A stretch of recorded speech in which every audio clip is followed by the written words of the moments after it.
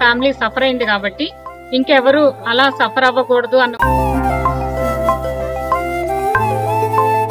Cancer మహమ్మారి కాదు, సరైన సమయంలో గుర్తించగలిగితే నయం చేసుకోవచ్చు.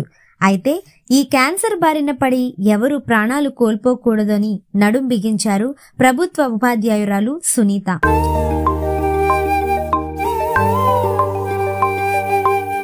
ఏలూరు జిల్లా దెందులూరు నియోజకవర్గం కొప్పాకలోని జెడ్పీ ఉన్నత పాఠశాలలో బయాలజీ టీచర్గా పనిచేస్తున్న సునీత భర్త క్యాన్సర్తో ప్రాణాలు కోల్పోయారు. చదువు అన్నీ తెలిసిన తామే క్యాన్సర్ బారిన పడితే ఏమీ తెలియని వారి సంగతేంటి?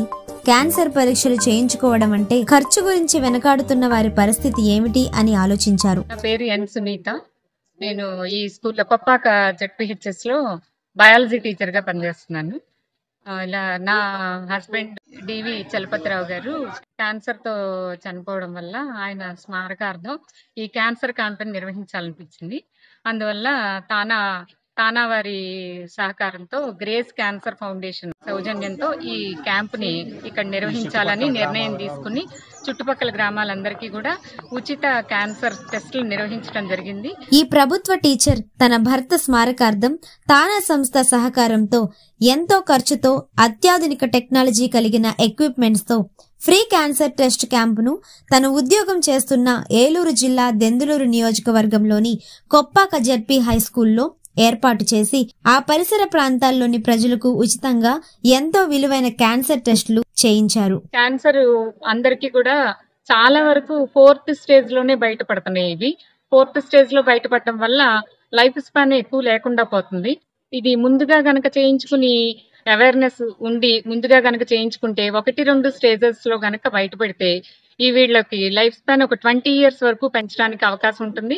ఇంకొకటి కొన్ని క్యాన్సర్లు అయితే కంప్లీట్ గా క్యూర్ చేయడానికి కూడా అవకాశం ఉంది.